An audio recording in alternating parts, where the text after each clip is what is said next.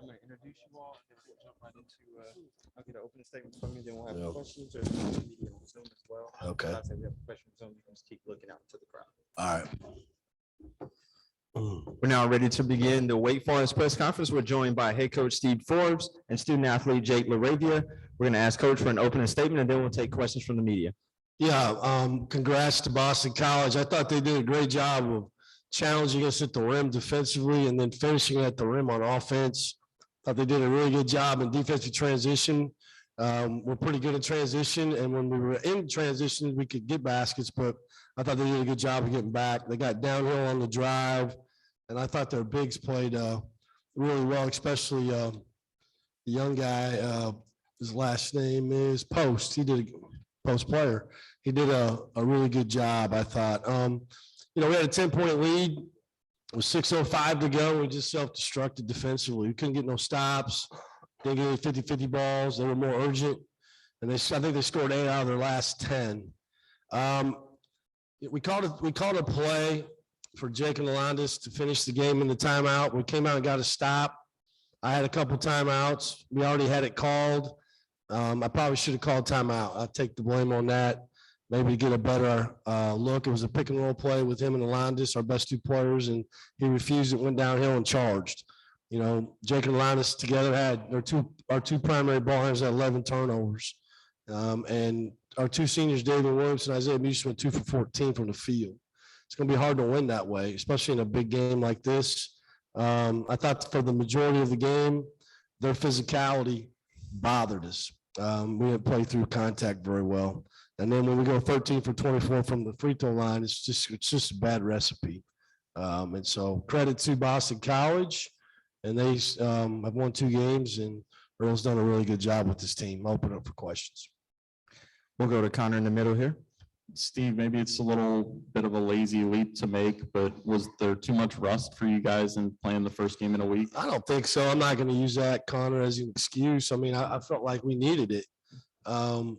Jake was beat up a little bit. We had some other guys, Dallas hurting, Dream hurting.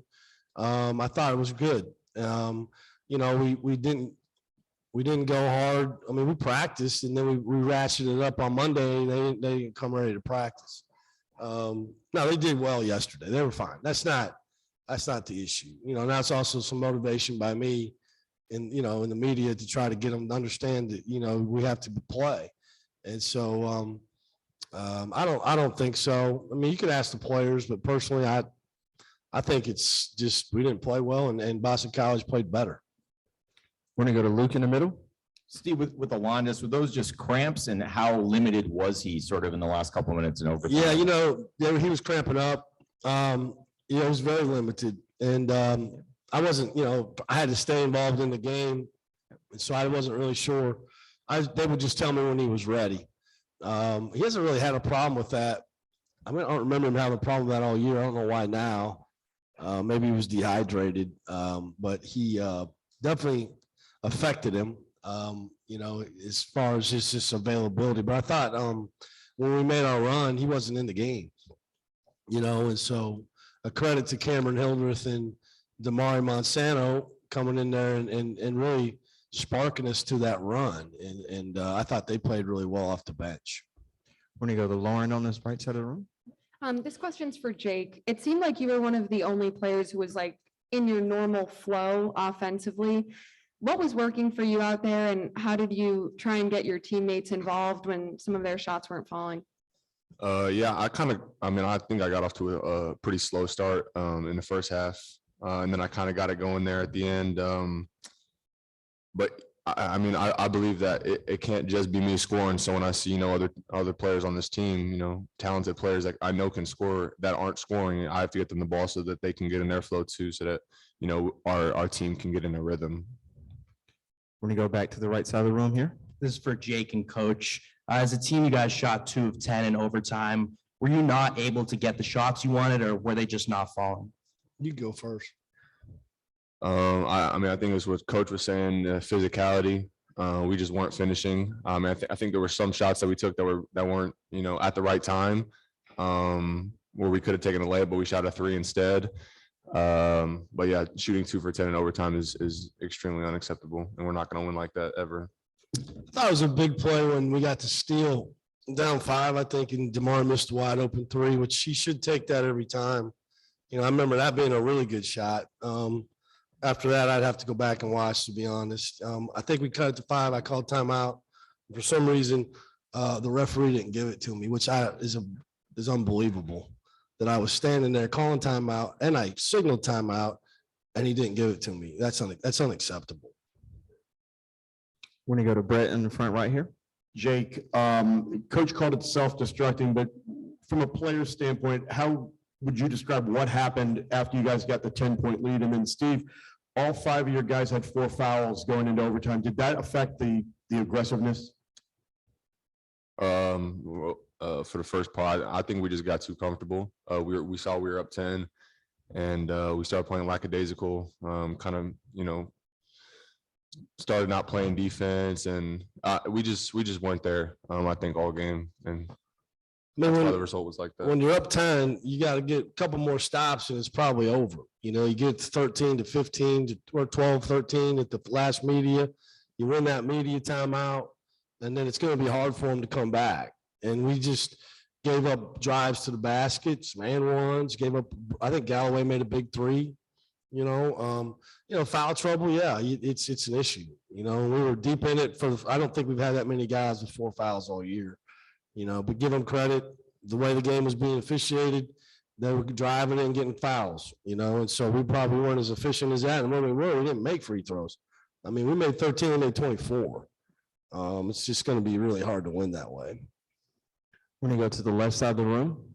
Coach, do you still feel like this is a tournament team that you deserve to be in the? I mean, I think we're one of the best 68 teams in the country for sure, but I'm not in the room. And the narrative for our league hasn't been very good, and so I'm not holding my breath. Do I think we should be? Yes, I do, but I'm not. I don't get a vote, and so we'll just have to ride it out and see. But I'm sure. Listen, guys, we were like safely in the tournament according to some expert on Wednesday. We didn't play one game, and then we're like almost out of the tournament before we played today. So I don't understand it, how we can be penalized like that, but I guess we can.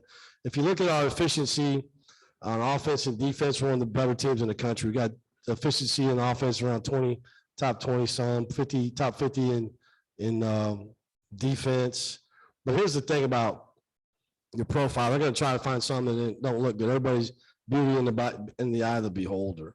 I don't think there's 68 teams better than us, but we're about to find out. When you go to Connor in the middle of the room. It's along the same lines, Steve. How much of the next 4 days are you going to pay attention to what's going on and pay attention to bid stealers or things like that? Probably not. I mean, because I'm not in the room, and neither is everybody else is talking about it. So it's just too much anguish and to watch it. We should be.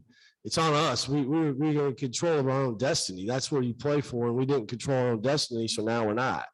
And so for me personally, I probably won't watch one game.